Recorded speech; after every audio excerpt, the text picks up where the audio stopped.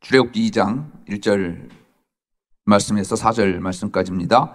레위 가족 중 한 사람이 가서 레위 여자에게 장가들어 그 여자가 임신하여 아들을 낳으니 그가 잘생긴 것을 보고 석 달 동안 그를 숨겼으나 더 숨길 수 없게 되매 그를 위하여 갈대 상자를 가져다가 역청과 나무 진을 칠하고 아기를 거기 담아 나일강과 갈대 사이에 두고 그의 누이가 어떻게 되는지를 알려고 멀리 썼더니. 아멘. 믿음 좋은 며느리가 있었습니다. 시어머니는 예수를 믿지 않았고 또 예수 믿는 며느리를 온갖 핍박을 가했습니다. 그럴 때마다 며느리는 찬양으로 힘을 얻고 또 이겨냈지만 날이 갈수록 더더욱 시어머니의 핍박은 더해만 갔습니다. 어느 날 교회 식구들이 이 시어머니에게 찾아왔습니다. 할머니, 며느리가 얼마나 할머니를 위해서 기도하는지를 아십니까? 늘 눈물로 할머니를 위해서 기도하고 있습니다. 이제 이 시어머니 되시는 이 할머니에게 간곡하게 이야기하면서 교회에 나오시지요 청했습니다. 그 말을 듣자마자 이 시어머니는 뭐라고요? 그거 다 내숭 떠는 건 줄 모르십니까? 틈날 때마다 그 애가 무슨 노래를 부르는지 아십니까? 라고 이야기합니다. 깜짝 놀란 교인 가운데 한 분이 도대체 무슨 노래를 부르는데요? 물어봤습니다. 그때 시어머니는 이렇게 이야기합니다. 그거 뭐라더라? 너 시어미를 당해 범죄치 말고 너 용기를 다해서 물리쳐라. 너 시어미를 이겨 새 힘을 얻고 세상에 어떻게 시어머니를 싸워서 이기고 시어머니와 이겨서 승리하라고 하는 노래도 다 있느냐, 이런 교회를 나보고 가라는 말이냐 라고 역정을 냈습니다. 오해는 또 다른 오해를 불러일으키죠. 그래서 중요한 것이 관계입니다. 어떻게 관계를 설정할 것인가 중요합니다. 좋은 신뢰 관계를 쌓아두면 오해할 일도 그럴 만한 충분한 이유가 있겠지라고 넘어갈 수 있습니다. 그런데 그러한 관계가 쌓이지 않으면 별것 아닌 것 때문에 생각지도 못했던 오해를 불러일으키고 큰 상처가 되기도 합니다. 그래서 관계에 있어서 가장 중요한 요소 가운데 하나가 신뢰다 생각해 보았습니다. 북한의 교회가 없었을 때 일입니다. 평양에 있을 때에 선교사로부터 전도를 받은 한 부인이 남포로 이사를 하게 되었습니다. 그렇지만 이 남포에 교회가 없었기 때문에 남포에서부터 평양까지 소달구지를 끌고 두 아들과 함께 예배를 드리러 매주 갔습니다. 그 먼 길을 예배 드리는 그 기쁨으로 다녔던 한 부인이 있었습니다. 먼 길을 오고 가기에 너무나도 힘들고 어렵기에 이 부인의 소원은 남포에 교회가 세워지기를 간절하게 원했고 늘 기도할 때마다 하나님 앞에 강구했습니다. 그러던 어느 날처럼 소달구지를 몰고 평양으로 예배를 드리러 가던 중에 한 아들이 이 소에게 휘두른 채찍이 마주오던 말을 때리고 말았지요.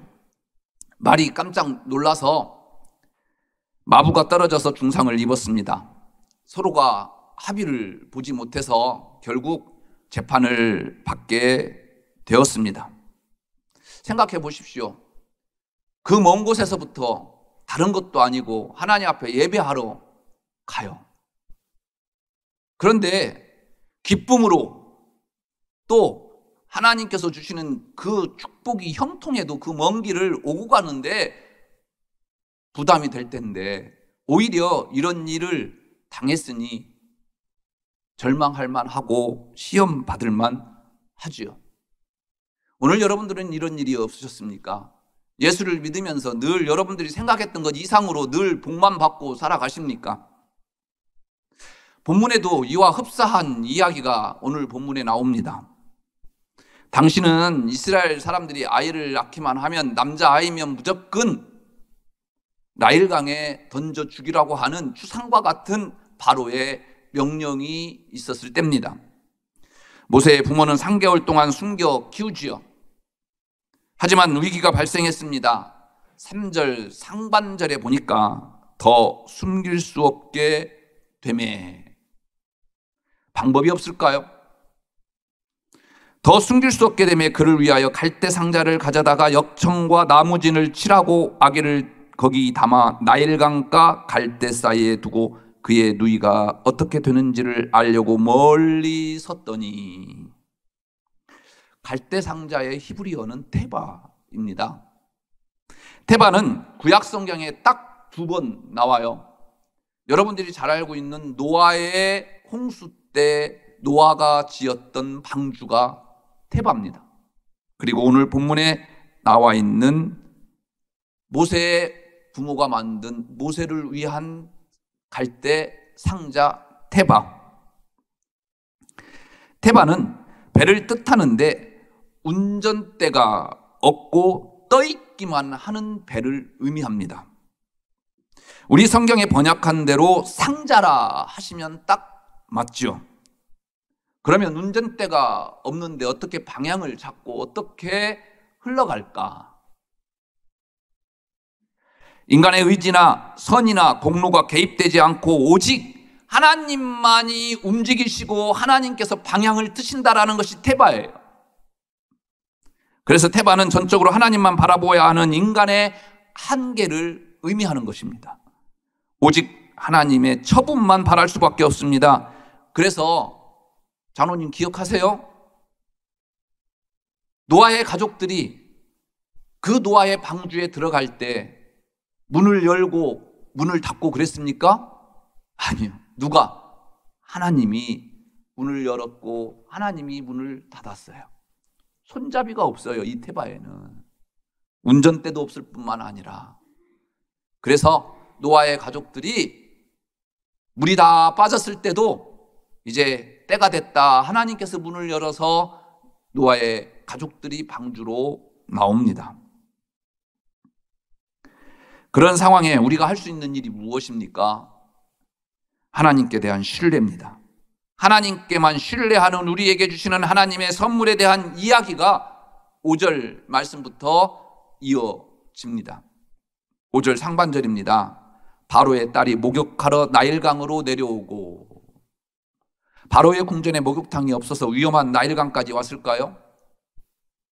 물론 나일강이 신성시 되는 종교적으로 아주 중요한 강이기도 합니다. 그래서 바로의 딸 공주가 종교적인 제의 문제 때문에 나일강에 와서 씻을 수도 있겠지요.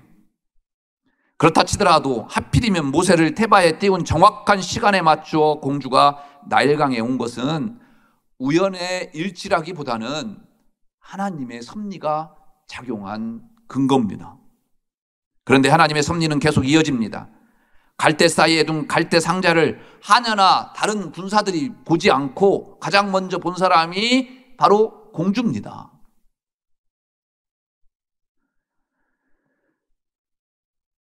또한 히브리 아이임을 보고도 붙인 바로의 명까지 여기면서 아이를 살린 것, 모세의 친어머니를 유모로 삼아 싹까지 지불하게 된 것, 여러분들 납득이 되십니까? 우연이라 할 수 없는 것들입니다. 무엇입니까? 하나님의 섭리이기 때문입니다. 하나님의 섭리는 여기서 그치지 않고 더 이어지지요. 모세가 다 자랐을 때 공주가 그를 궁으로 데려가서 자기의 양아들로 삼고 그래서 왕자가 됩니다. 애초에 나일강에 빠져 죽었어야 할 운명인데 애굽의 왕자까지 된 모세, 무엇입니까? 테바입니다. 그의 부모가 테바에 넣어 나일강에 모세를 띄운 것은 모두가 전적으로 하나님 앞에 내맡기는 운명입니다. 그러면 하나님이 이루시고 이끌어 가시는 것입니다. 생각해 보십시오. 부모가 어떻게 아들을 버릴 수 있습니까? 어떻게 아브라함이 아들 이삭을 제물로 드릴 수 있겠습니까? 그러나 모세의 부모는 하나님을 신뢰함으로 테바를 나일강에 띄웁니다. 아브라함은 하나님을 신뢰함으로 모리아산에 오릅니다. 요즘 스포츠계 가장 뜨거운 감자 하나가 있죠. 흥국생명 소속이었고 국가대표였었던 이재영, 다영 쌍둥이 자매 사건이죠. 저도 개인적으로 참 팬이었고 좋아했는데 이 사건을 보면서 참 안타까움이 큽니다. 문제의 발단은 학폭 문제였습니다. 학창시절에 폭력이 문제였다는 거죠. 피해자가 피해 사실을 SNS에 올리면서 불거졌고 쌍둥이 자매가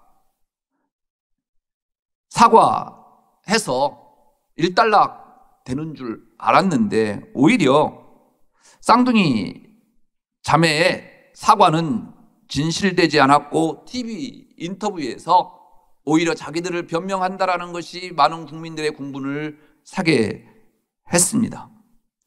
칼로 찌르려고 한 것이 아니라 위협하려고 했다. 어렸을 때 칼을 가지고 위협하려고 했다라는 것 자체가 이건 또 말이 안 되지 않습니까? 진실된 사과는커녕 오히려 여론은 악화되었고 결국 우리나라 배구계에서 퇴출될 수밖에 없었고 그리스 모 프로 구단으로 떠나게 되었죠. 저는 개인적으로 과거 문제를 가지고 앞길을 발목 잡는다라는 것에 대해서 반대합니다. 과거가 없는 사람 어디 있습니까? 학폭이요? 그 주인공이 바로 이 목사예요. 학교 다닐 때 저도 아이들을 엄청 때렸습니다. 언제 어느 순간 제게 괴롭힘을 당한 사람들이 저에게 와서 여러분들 앞에 나와서 저 목사 저런 사람이다 라고 할지 저를 몰라요.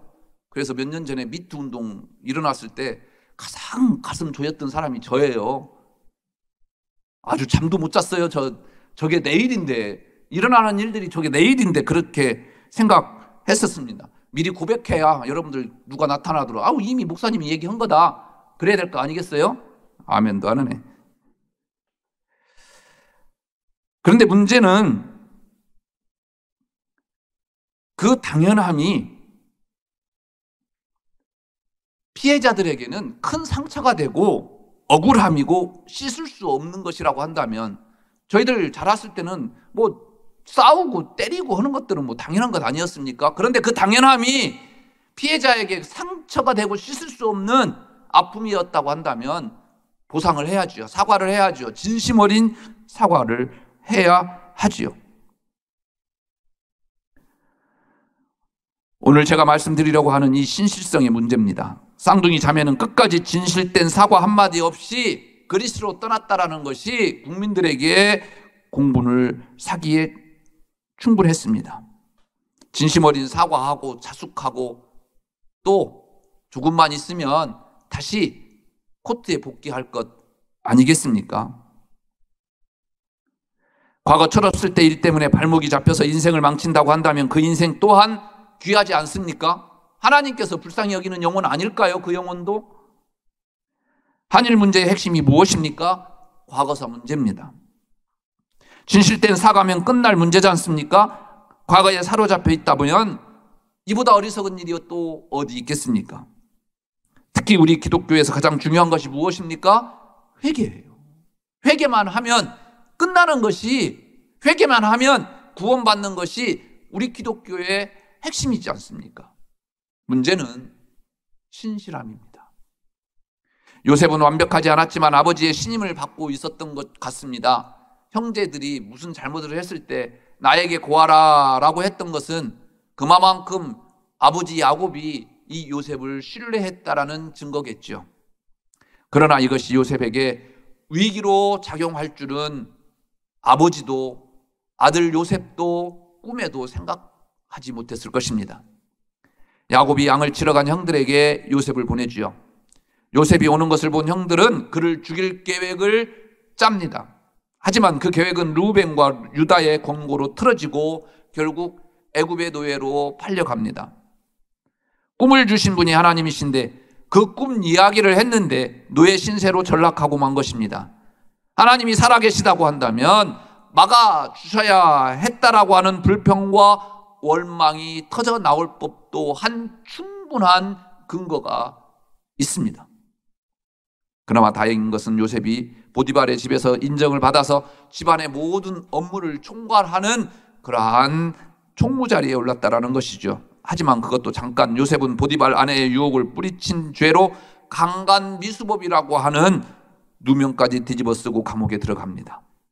혈기왕성한 젊은 나이에 보디발 아내의 유혹을 뿌리치며 순결을 지켜냈지만 오히려 재수가 되고 말았습니다. 얼마나 원통하고 억울한 일입니까? 생각하면 잠도 안 오겠죠.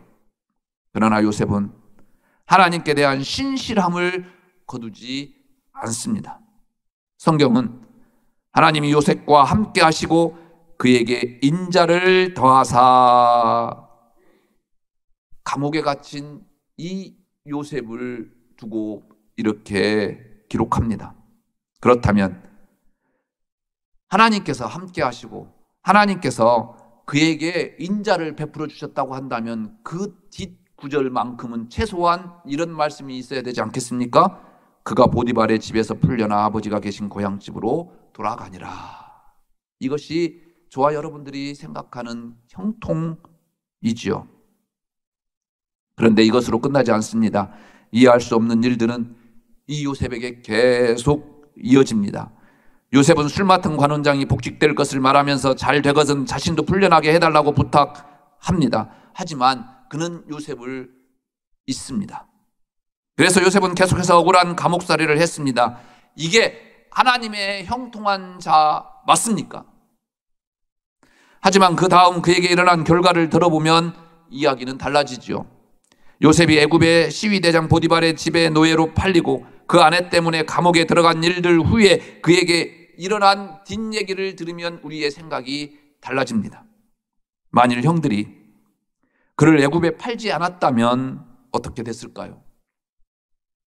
만약 요셉이 보디발의 집에서 하나님이 함께 하심으로 형통케 되어서 마침내 집으로 돌아가게 되었다고 한다면, 만일 보디발의 아내가 요셉을 강간 미수범으로 몰아 감옥에 가게 하지 않았다면, 만일 술 맡은 관원장이 풀려난 즉시 바로가 꿈을 꾸기도 전에 요셉의 사정을 알게 되고 풀어 주었다고 한다면 어떻게 되었을까요? 요셉이 총리가 됐겠습니까? 결코 아닙니다. 그러나 우리가 잊지 말아야 할 것은 이 모든 과정에서 하나님을 향한 요셉의 신실함은 변함이 없었다라는 것입니다. 하나님이 주신 꿈도 포기한 적이 없었다라는 거예요. 요셉의 입장에서 볼 때 이복 형제 보디발의 아내 술 맡은 관원장이 얄미웠을 것입니다. 그렇지만 결과적으로 요셉은 그들에게 깊이 감사를 해야만 했습니다. 왜냐하면 그들은 요셉이 총리가 되는데 혁혁한 공을 세운 장본인들이기 때문입니다. 물론 요셉이 감사드려야 할 대상은 당연히 하나님이시죠. 요셉은 하나님이 형들이나 보디발 아내의 악한 행동을 선용하셔서 자기 백성들을 애굽 땅에서 살 수 있도록 자신을 먼저 보냈다라고 하는 자의식이 있었던 사람입니다. 그래서 자기를 총리로 세웠다라는 것을 알고 있었습니다. 그 하나님의 은혜를 결코 모르지 않았습니다. 그래서 자기에게 해코지한 그 사람들에게 결코 원수를 갚지 않습니다. 오히려 불안에 떨고 있는 형들에게 이야기하지요. 이것은 모두 우리 가족을 살리시기 위한, 하나님께서 나를, 형들을 살리기 위해서 애굽으로 나를 먼저 보내셨다. 통큰 용서를 합니다. 이것은 요셉이 하나님의 섭리의 관점에서 세상을 보고 하나님의 앞에서 신실함을 잃지 않았기에 가능했던 것입니다. 그런데 요셉의 신실함은 그냥 주어지지 않았다라는 것을 기억하십시오. 그것은 하나님의 신실하심 때문입니다. 하나님은 언제나 요셉과 함께 하셨습니다. 어떤 난관과 방해가 있더라도 신실하신 하나님이 요셉과 함께 하셨기에 가능했던 것입니다. 그리고 요셉도 하나님 앞에서 신실함을 놓지 않았습니다. 어느 상황, 어떤 조건 상황 속에서라도 신실하신 하나님만 바라보았다라는 것입니다. 그 신실함이 하나님의 놀라운 섭리의 주인공이 되었을 뿐만 아니라 하나님의 역사를 만들어가는 주인공이 되었다라는 것입니다. 이 신실함이 여러분들 것이기를 주의 이름으로 축복합니다. 서두에서 소개한 부인의 이야기로 돌아가 보겠습니다. 아들이 소에게 휘두른 채찍에 이제 마주오는 말을 때리는 바람에 말에 탄 사람이 떨어져 중상을 입었다고 말씀드렸죠. 합의가 되지 않아서 재판을 받게 됐습니다. 그런데 두 아들 중에 누가 채찍질을 했는지가 문제의 핵심이었습니다. 근데 두 아들들은 서로 자기가 했다라고 재판장에게 이야기를 합니다. 답답한 재판장이 어머니에게 묻습니다. 당신은 보았을 때 안 왔느냐? 누가 채찍을 휘둘렀느냐? 나도 그때 졸아서 누군지 모르겠습니다. 그런데 둘 중에 하나 누가 죄를 받아야 한다고 한다면 둘째 아들을 벌 주십시오. 재판관이 깜짝 놀라서 왜 하필이면 둘째 아들입니까? 라고 물었습니다. 첫째 아들은 전처의 소생이고 둘째 아들은 내 아들입니다. 재판장은요, 감동을 했어요. 그래서 이들을 석방해 주었습니다. 그리고 이 여인에게 물었습니다. 당신 소원이 무엇입니까?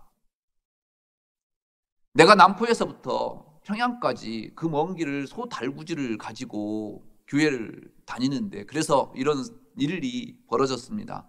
내 평생 꿈은 남포에 교회 하나 세워지는 것입니다. 이 말을 듣던 재판장이요, 자기 사제를 털어서 남포에 교회를 하나 세워줬습니다. 일이 꼬여서 화를 내거나 불평할 만도 합니다. 하나님에 대한 신실함을 잃을 수도 있습니다. 그러나 그녀는 화를 내지 않습니다. 하나님을 향한 신실함을 잃지 않습니다. 이런 그녀에게 하나님은 기적의 선물을 준비해 두셨습니다. 환난과 역경과 고난이 점철된 삶 속에서도 우리 하나님은 신실하심을 믿고 신실함으로 행동하는 이들에게 예상하지 못한 선물 보따리를 풀어놓으십니다. 우리가 하나님 앞에서 무엇을 내놓을 수 있겠습니까? 그 무엇을 내놓는다 하더라도 하나님을 감동시킬 만한 것이 있겠습니까? 그래서 미가 선지자는 이렇게 고백하지요. 내가 무엇을 가지고 여호와 앞에 나아가며 높으신 하나님께 경배할까? 내가 번제물로 일련된 송아지를 가지고 그 앞에 나아갈까? 여호와께서 천천의 순양이나 만만의 강물 같은 기름을 기뻐하실까? 내 허물을 위하여 내 맏아들을, 내 영혼의 죄로 말미암아 내 몸의 열매를 드릴까? 사람아, 주께서 선한 것이 무엇임을 내게 보이셨나니 여호와께서 내게 구하시는 것은 오직 정의를 행하며 인자를 사랑하며 겸손하게 내 하나님과 함께 행하는 것이 아니냐. 우리 인생을 가장 기름지게 채우는 방법, 하나님을 신뢰함입니다. 그래서 태배, 갈대 상자를 날강에 띄우는 것입니다. 기도하겠습니다.